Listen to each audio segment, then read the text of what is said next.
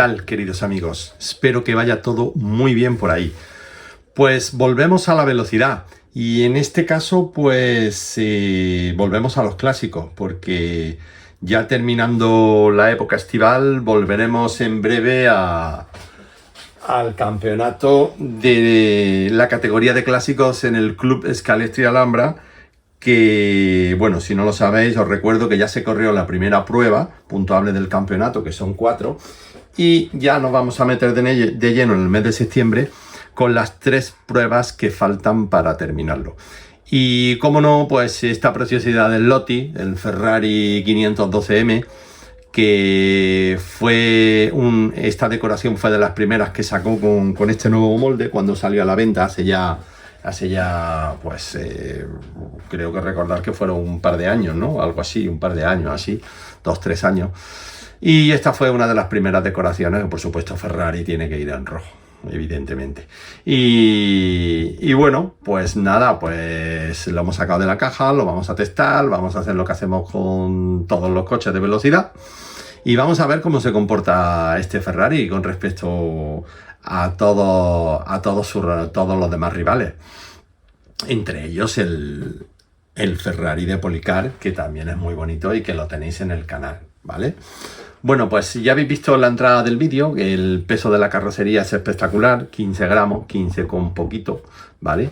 Y la verdad es que la carrocería tiene una cosa, bueno, para desmontarla ya he quitado los tornillos y he quitado el imán, por supuesto, y para sacarla de atrás sale muy bien, pero aquí justo viene enganchada, se engancha con la parte del motor y de los escapes, como podéis comprobar. Para sacar el chasis de la carrocería no sale tirando, hay que hacer como un poquito de palanca porque se queda atascado, ¿vale? Bueno, un detalle, nada, detalle tonto, pero que bueno, yo lo comento. La carrocería pues está muy bien detallada, como hace todas las réplicas del Lotti, y hay una cosa muy buena que tiene, que es que en esta carrocería ya la torsión es buena, o sea, ya la torsión que tiene no hay que hacerle nada, porque el coche, ¿vale?, como podéis comprobar, con muy poca fuerza, con nada, ya tiene una buena torsión, así que no habrá que despegar ni la bandeja de piloto ni nada, como hacemos con muchos modelos, para fijarlo solo en 2 puntos. En este no hace falta porque viene partida en muchas piezas, en 3-4 piezas, ¿no? Viene aquí una, esta otra y esta otra, entonces no le da esa rigidez que a otros modelos sí se le dan cuando va de una sola pieza. Así que la carrocería, chapó, muy bien, 15 gramos y con una torsión y una flexibilidad muy buena. El acabado espectacular, como siempre, de Sloty. Comentaros que los tornillos, pues los tornillos son pues los que me gustan, ¿vale? Vienen con su arandelita, ¿vale? Os los voy a enseñar, vienen con su arandelita y son los que monta Sloty. A ver, que se ha caído. A ver, bueno, aquí lo tenéis, cónicos de basculación, de los mejores tornillos que podemos usar. Y nada, trae 3 tornillos, 2 delante y 1 detrás, y por supuesto con sus arandelas, ¿vale? Que para la prueba las dejaremos, pero luego para ya prepararlo pues seguramente las quitaremos, ¿vale? Bueno, pues viene montado como todos los coches del Lotti, ¿vale? Los clásicos vienen motor transversal, cacahuete, el MX16, piñón de 11, corona de 32 de nylon, de 18 milímetros de diámetro, que ya he comentado en varios, que me parece excesivo, pero bueno, espero que el Lotti en algún momento cambie los diámetros tanto del piñón como de la corona y aumente el del piñón y baje el de la corona, por lo que os dije de las alturas, ¿vale? Porque el coche está muy alto. Lleva una bancada gris de 0,5 offset, cogida a 6 puntos, la Evo 6, cogida a 6 puntos, 2 delante, 2 laterales y 2 detrás, que nosotros vamos a mantener en la primera prueba inicial. Las trencillas que trae este coche, sí, las típicas del Lotti, bastante duras para mi gusto, ¿vale? Pero ahí se van a quedar en la prueba. Trae la guía moderna, esta sí, aquí ya se incorpora la guía moderna, que si podéis comprobar, tiene tornillería métrica delante en el frontal de la guía para presionar la trencilla contra el cable, así que no hace falta usar terminales, ¿vale? Colocándola debidamente, el cable no partirá y no hace falta usar terminales. Guía con tornillo. Y bueno, y el resto, pues el resto más de lo mismo. El resto, pues el eje delantero para estabilizar una altura, pero estoy viendo un detalle lo voy a enseñar en el eje delantero, estoy viendo un detalle y es que este no trae los clips esos que hacen que el eje esté levantado, sino trae ya directamente sin ese clip y ya la tornillería métrica incorporada desde abajo. La tenemos arriba y abajo, ¿vale? Pero ya no lo trae. Así que me parece todo un acierto. Y tampoco, estoy viendo que tampoco trae los casquillos, ¿vale? Sí, efectivamente.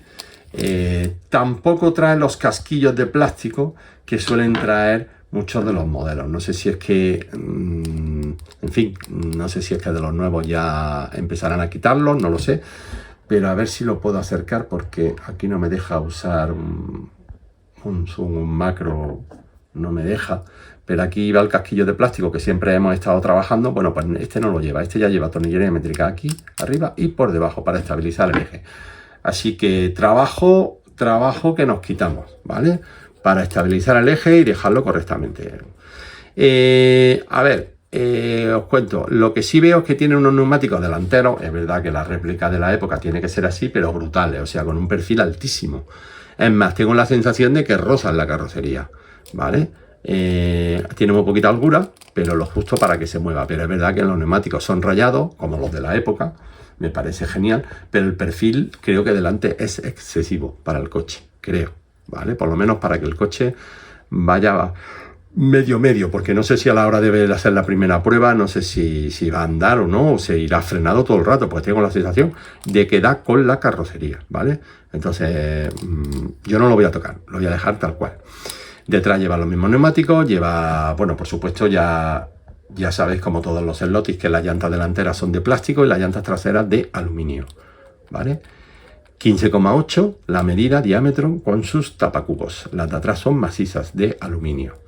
Y en fin, y neumático C1, compuesto C1 de un grip medio, ¿vale? Que va muy bien, estos neumáticos le sientan muy bien a los coches de Scalextric para competir en casa, porque les permite, o sea, ese agarre que no es tan excesivo, no es tan grande, al coche de Scalextric le viene bien. Entonces, yo lo suelo reciclar para los coches de Scalextric. Pero ahora, como haremos la prueba con ellos puestos, pues nada. ¿Y qué más comentaros, compañeros? Pues nada, lleva los cables con su ficha de empalme para poder ponerle el chip si queréis, hacerlo digital. Y que eso los quitaremos nosotros porque son grandes, rígidos, en fin, a mí no me gustan. Y no hay más, parece que está todo en su sitio, lo voy a lubricar, la holgura del eje trasero parece que es correcta, ¿vale? Está todo en su sitio, el piñón está en su sitio, todo correcto, así que lo que voy a hacer es lubricar un poquito y nada, y tal cual viene, pues lo vamos a tirar a la pista de velocidad con sus 100 primeras vueltas a ver qué nos dice. No le voy a hacer ni el rodaje al motor, que muchas veces pues le hacemos rodaje al motor para ver cómo se comporta, a ver cómo va. Pues lo que sí voy a hacer es un test, ¿vale? Le voy a hacer el test para que veáis las prestaciones del motor, que ya habéis visto que la tracción magnética da un 4,4 gramos de atracción magnética. Pero sí le voy a hacer el primer test para ver las prestaciones del motor. Y luego cuando lo terminemos y lo vaya a afinar, lo vaya a preparar ya para competir, entonces sí le haré un rodaje. Aparte de las 100 vueltas que haya dado en la pista, le haré un rodaje de 20 minutos y os volveré a enseñar la mejoría del motor, ¿vale? A ver en cómo ha mejorado en las prestaciones. Y ya está, nada más. O sea que no os cuento nada, que nos vamos directamente al tramo, que lo lubrico, que lo cierro, que lo pongo y que salimos como balas a la pista de velocidad. Así que nos vemos en un momento.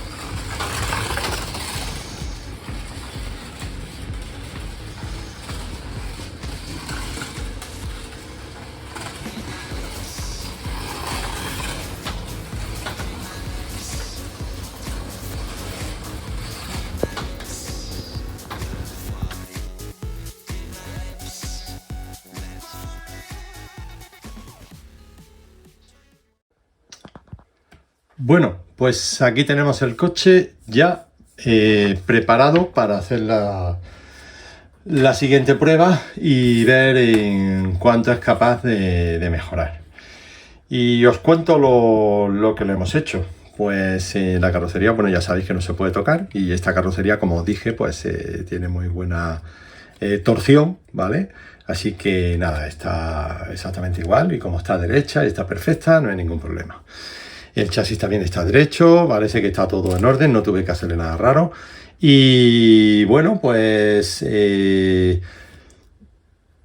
una vez comprobado, como os digo, que el chasis se encontraba derecho y que quizá un poquito me lo encontré, la parte delantera derecha, o sea, este lado de aquí, sí me lo encontré un poquito en torsión, pero bueno, dándole un pequeño tirón hacia este lado, corrigió rápido y ya está, ¿no? Y todo perfecto. Entonces, una vez que tenemos todo eso recto, pues seguimos trabajando. El cables y trencilla, pues hemos cambiado. Evidentemente ya podéis ver que hemos cambiado todo el cableado. Lo hemos puesto un pelín más fino y de bastante flexibilidad y conductividad. Hemos puesto nuestras trencillas, la 1636 de Scaleauto, y por supuesto hemos aprovechado pues la guía nueva que ya incorporan todos los coches del Lotus con la tornillería métrica delante, aquí en el frontal, como los antiguos Blackguard, que para mí es todo un acierto. A ver que os lo muestre. Para mí es todo un acierto que esté ahí y no haya que usar terminales. Ponemos el cable justo detrás de la trencilla y el tornillo presiona la trencilla hacia el cable y es muy fiable y no rompe, ¿vale? Los cables los más centrados posible, como estáis viendo aquí, ¿vale? Para que estén en planos y en el centro. La guía trabaja perfectamente en su tornillo sin que esté muy apretado, y ya está, no tiene nada más, ¿vale? Con los cables y trencillas. El eje delantero sí hemos hecho un cambio con respecto al de serie. Aparte de estabilizarlo en la altura y ponerle neumáticos Scaleauto, los pellejos, los Zero Grip, los estrechos, lo que hemos hecho es darle una anchura un poquito mayor al eje delantero, y hemos puesto un separador de 1,5 milímetros en cada lado, así que le hemos ganado 3 milímetros a la anchura del eje delantero, y como la carrocería lo permitía, pues entonces lo hemos llevado a ese punto. Ya los que me conocéis sabéis que a mí me gusta trabajar el eje delantero y tener ese punto de apoyo, o sea, de que no toque en pista. En la placa de verificación toca por los pelos, pero nada, o sea, no toca por los pelos, pero sí me gusta que el movimiento que tenga no sea excesivo, porque me gusta en el paso por curva que si tengo en algún momento que apoyarme sobre él para que no me levante pata, que me permita ese margen de error para que el coche sea un pelín más estable si me equivoco al pasar por la curva demasiado rápido o porque haya demasiado grip en ese momento y el coche tienda a levantar. Entonces es como un punto de apoyo para que pivote el coche sobre él. En fin, matices que, como digo yo, para gustos colores, y a mí me va bien. Así, a mí me gusta y a mí me va bien. Entonces pues lo tengo hecho a forma. Entonces seguimos. Separadores de 1,5 milímetros en el eje delantero, aumentando en 3 milímetros la anchura total del eje. En la bancada hemos hecho lo siguiente. En la bancada hemos puesto los tornillos de nylon delante, que ya vamos poniendo en varios modelos ya, con su tuerca y sellados con esmalte de uñas, que es como los sello yo arriba, y no se aflojan. Y ya podéis ver que aparte de aligerar bastante el peso del coche, pues el tornillo de nylon es más flexible que el de metal, entonces le da menos rigidez al conjunto. Sigue estando en su sitio, pero le da menos rigidez, ¿vale? Los laterales los hemos eliminado, los tornillos de la bancada laterales fuera, y los traseros le hemos quitado la arandela y lo hemos puesto al mínimo, ¿vale? Lo hemos puesto al mínimo para conseguir lo que siempre vamos buscando, que es que simule la suspensión sin tener que ponerla. Entonces hemos puesto los tornillos de la bancada trasero al mínimo, hemos fijado con esmalte de uñas también para que no se aflojen, y tenemos este efecto, ¿vale? Que simula la suspensión del coche sin tener que ponerla, con lo cual también tenemos un ahorro de peso al no tener que meter tornillería, muelles, tuercas, etcétera, ¿vale? Todo mucho más simple, pero consiguiendo el mismo efecto, ¿vale? Luego tenemos en esta unidad el motor sobre la bancada no venía atornillado, no traía ningún tornillo, no venía fijo y se movía. Entonces el motor se giraba, ¿vale? Y yo le he puesto un tornillo aquí delante nada más, solo uno. Tiene para poner los dos, pero yo solo le he puesto el delantero y ya hemos conseguido que el motor no se mueva, se quede fijo y no haga esos movimientos, ¿vale? Cada vez que aceleramos o frenamos. Así que esto no lo traía de serie y normalmente todos los Slotis lo traen uno métrico, ¿vale? Que se coloca en este tornillo de aquí, en este hueco de este lado, pero en este modelo no lo traía, no sé por qué, pero no lo traía. En fin, como le pasa a los cojinetes del eje delantero de plástico, que tampoco los traía, ni los soportes que había en la parte de abajo del chasis. Pero bueno, en este modelo pues lo habrán decidido así. No sé si los demás modelos las demás unidades de este modelo con otras decoraciones han seguido el mismo patrón o no. Ni idea porque es el único que tengo. Bueno, pues los neumáticos, pues como he dicho delante, cero grip, los pellejos de Scale Auto, los estrechos, y detrás hemos optado, como siempre, para hacer la prueba, porque a mí son los que más me gustan en esta categoría y los que, desde mi punto de vista, van mejor, que son los rojos de NSR con la referencia 5262, que son 19,8 de perfil por 10. Es verdad que es un neumático alto, pero en el momento que eres capaz de gastar un poquito entrenando y demás, llegas a conseguir la altura perfecta y ahí es cuando ya el coche se vuelve un auténtico avión. Pero un avión, se queda pegado a la pista, tiene muy buen grip y el desgaste es excepcional, o sea, dura muchísimo y el grip es alto, bastante alto, ¿vale? En el eje trasero hemos hecho una cosa, ¿vale? Hemos hecho una cosa porque la carrocería lo permitía y porque, en fin, he visto que cuadraba mejor y hemos puesto un casquillo de 1 milímetro en la parte opuesta a la corona, ¿vale? Como la corona hace de tope en este lado, pues la llanta sí la pueden mover, pero aquí no porque no tenemos stopper. Entonces, para tener la anchura perfecta a un lado y al otro, hemos puesto 1 milímetro en este lado de aquí, ¿vale? 1 milímetro de casquillo y entonces hemos cuadrado la anchura del eje ganándole ese pequeño plus, ya que la carrocería lo permite y el coche pues lo tenemos más estable. Y esto es todo lo que le hemos hecho, ¿vale? No lo hemos hecho más, no es poca cosa, tampoco es una barbaridad.